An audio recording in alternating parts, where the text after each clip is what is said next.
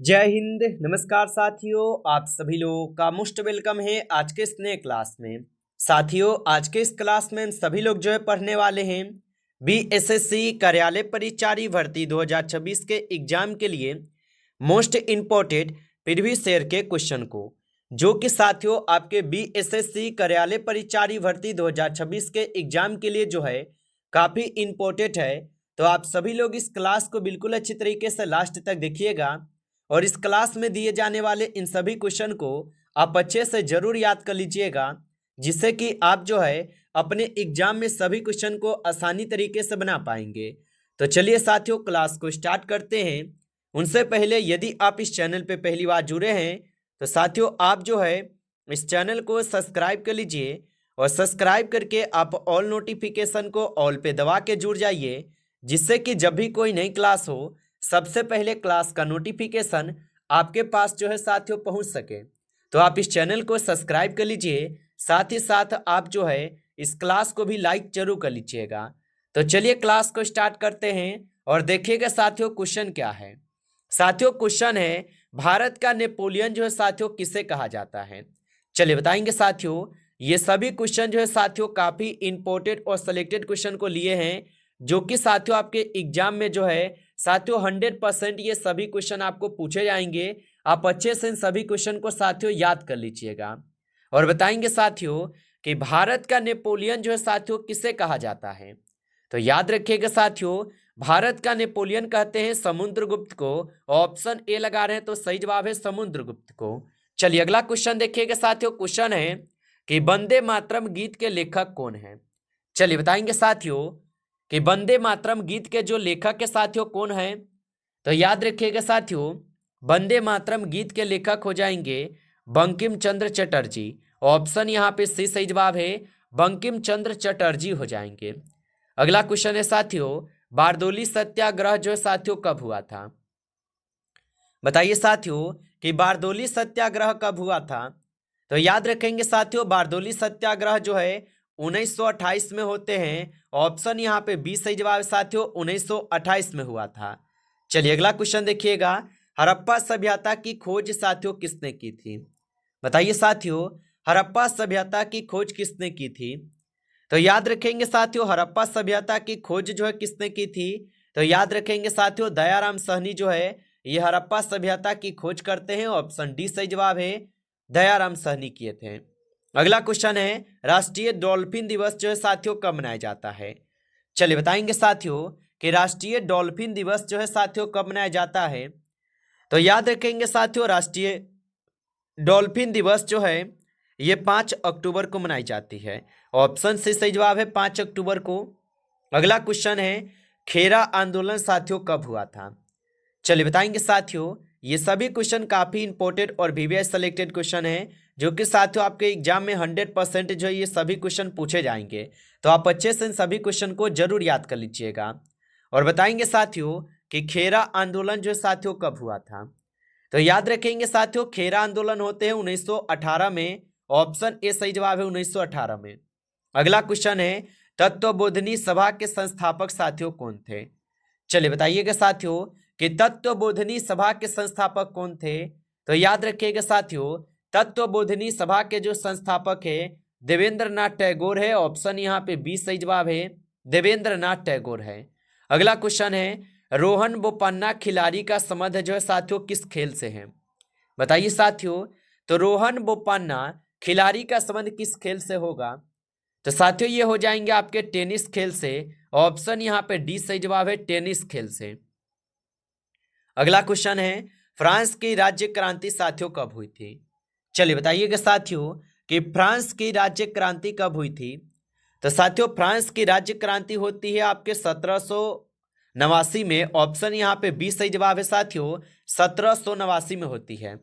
अगला क्वेश्चन है आपका, टिहरी बांध जो है साथियों किस नदी पर स्थित है। चलिए बताइएगा साथियों कि टिहरी बांध किस नदी पर स्थित है। तो याद रखेंगे साथियों, टिहरी बांध जो है साथियों ये भागीरथी और भिलगन्ना नदी पर स्थित है। ऑप्शन यहाँ पे सी सही जवाब है, याद रखेंगे। चलिए अगला क्वेश्चन देखिएगा साथियों, भारत की वित्तीय राजधानी साथियों कहाँ पर स्थित है। चलिए बताइएगा साथियों कि भारत की वित्तीय राजधानी कहाँ पर स्थित है? तो याद रखिएगा साथियों, भारत की जो वित्तीय राजधानी है साथियों ये मुंबई में स्थित है। ऑप्शन ए इस क्वेश्चन का सही जवाब है, मुंबई में स्थित है। अगला क्वेश्चन है साथियों कि कौन सा तत्व अल्ट्रासोनिक होता है? चलिए बताएंगे साथियों कि कौन सा तत्व है जो कि अल्ट्रासोनिक होता है। तो याद रखेंगे साथियों, अल्ट्रासोनिक तत्व यहाँ पे सोनार है। ऑप्शन यहाँ पे डी सही जवाब है, सोनार होगा। अगला क्वेश्चन है अनुच्छेद 343 का संबंध जो है किससे है? चलिए बताएंगे साथियों कि अनुच्छेद 343 का संबंध जो है साथियों किससे है? तो याद रखेंगे साथियों, अनुच्छेद 343 का संबंध हो जाएंगे संघ की स्थापना से। ऑप्शन बी सही जवाब है, संघ की स्थापना। ऑप्शन यहाँ पे बी है। अगला क्वेश्चन है अंतर्राज्यीय परिषद जो है ये किस अनुच्छेद में आता है? बताइए साथियों। तो साथियों आप लाइक नहीं किए होंगे इस क्लास को, तो आप इस क्लास को साथियों एक बार ज़्यादा से ज़्यादा आप लाइक कर लीजिएगा। नए जुड़े हैं चैनल पे तो आप इस चैनल को भी सब्सक्राइब करके आप ऑल नोटिफिकेशन को ऑल पे दबा के जुड़ जाइए, जिससे कि जब भी कोई नई क्लास हो सबसे पहले क्लास का नोटिफिकेशन आपके पास जो है साथियों पहुंच सके। तो आप इस चैनल को सब्सक्राइब जरूर कर लीजिएगा। और बताएंगे साथियों अंतर्राज्यीय परिषद किस अनुच्छेद में साथियों आता है? तो याद रखेंगे साथियों ये आते हैं आपके अनुच्छेद 263 में। ऑप्शन सी सही जवाब है। अगला क्वेश्चन है वर्तमान संविधान में मौलिक अधिकारों की कुल संख्या कितनी है? बताइए साथियों। तो वर्तमान संविधान में मौलिक अधिकारों की कुल संख्या कितनी है? तो साथियों आपको पता ही होगा कि कुल 6 मौलिक अधिकार है। ऑप्शन यहाँ पे डी सही जवाब है, 6 मौलिक अधिकार हैं। अगला क्वेश्चन है वायु क्या है? बताइए साथियों कि वायु जो है साथियों क्या है? तो याद रखेंगे साथियों वायु जो है ये मिश्रण है। ऑप्शन ए सही जवाब है, यहाँ पे आपका मिश्रण हो जाएंगे साथियों, याद रखेंगे। अगला क्वेश्चन है नागार्जुन सागर बांध जो है ये किस नदी पर साथियों स्थित है? चलिए बताइएगा साथियों नागार्जुन सागर बांध जो है साथियों किस नदी पर स्थित है? तो याद रखिएगा साथियों नागार्जुन सागर बांध जो है साथियों ये कृष्णा नदी पे स्थित है। ऑप्शन यहाँ पे सी सही जवाब है साथियों, कृष्णा नदी पे स्थित है। अगला क्वेश्चन देखिएगा भारत में कुल उच्च न्यायालय की साथियों संख्या कितनी है? तो साथियों भारत में कुल उच्च न्यायालय की संख्या कितनी है? तो साथियों इनकी संख्या जो है 25 है। ऑप्शन ए सही जवाब है, यहाँ पे 25 हो जाएंगे साथियों, याद रखिएगा। अगला क्वेश्चन है कि पर्यावरण दिवस जो है साथियों ये कब मनाया जाता है? चलिए बताएंगे साथियों कि पर्यावरण दिवस जो है साथियों कब मनाई जाती है।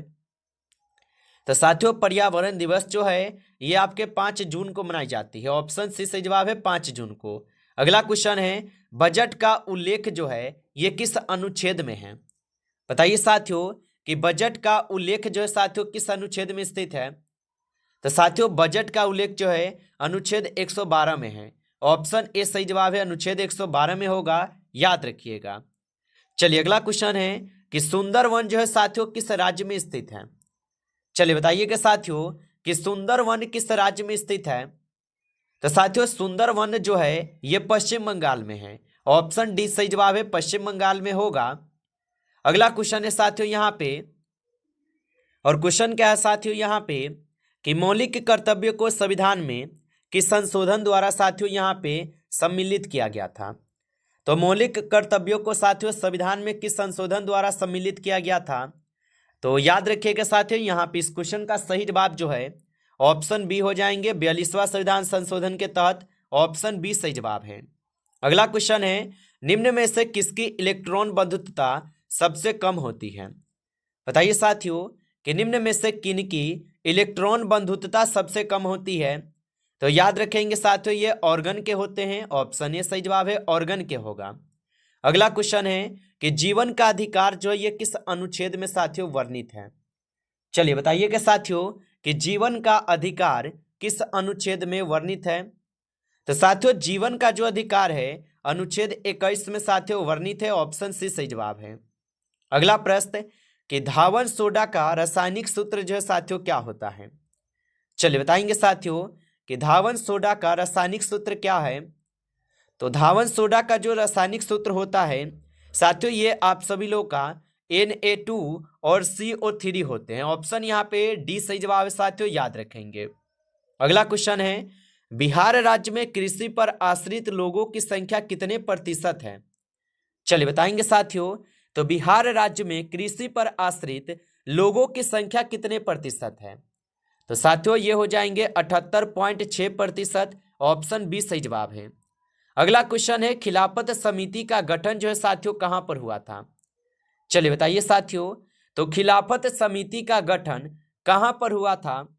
तो याद रखेंगे साथियों, ये होते हैं आपके बॉम्बे में। ऑप्शन यहाँ पे डी सही जवाब है साथियों, बॉम्बे में होता है। अगला प्रश्न है, कंचनजंगा नेशनल पार्क जो है साथियों कहां पर स्थित है? चलिए बताएंगे साथियों। तो कंचनजंगा नेशनल पार्क कहां पर स्थित है? तो याद रखिएगा साथियों, ये सिक्किम में स्थित है। ऑप्शन यहाँ पे बी सही जवाब है, सिक्किम में स्थित है। अगला प्रश्न है कि सुदर्शन झील जो है ये किस राज्य में साथियों स्थित है? बताइए साथियों। तो सुदर्शन झील जो है ये किस राज्य में स्थित है? तो साथियों सुदर्शन झील जो है ये गुजरात राज्य में स्थित है। ऑप्शन ए सही जवाब है, गुजरात राज्य में स्थित है। अगला क्वेश्चन है कि अयोध्या शहर जो है ये किस नदी के किनारे स्थित है? बताइए साथियों। तो साथियों अयोध्या शहर जो है साथियों ये सरयू नदी के किनारे स्थित है। ऑप्शन ए सही जवाब है, सरयू नदी के किनारे स्थित है। नमस्कार साथियों, इस क्लास में जो है टॉप 30 क्वेश्चन थे जो कि काफ़ी इंपॉर्टेंट और सेलेक्टेड क्वेश्चन थे। ये सभी क्वेश्चन साथियों यदि आपको क्लास अच्छा लगा हो तो आप इस क्लास को साथियों लाइक कर लीजिए। नए जुड़े हैं चैनल पे तो आप इस चैनल को भी सब्सक्राइब करके आप ऑल नोटिफिकेशन को ऑल पे दबा के जुड़ जाइए, जिससे कि जब भी कोई नई क्लास हो सबसे पहले क्लास का नोटिफिकेशन आपके पास जो है साथियों पहुंच सके। तो आप इस चैनल को सब्सक्राइब कर लीजिए। चलिए फिर मिलते हैं आपसे नेक्स्ट टॉपिक के साथ नेक्स्ट क्लास में। तब तक के लिए जय हिंद, जय भारत।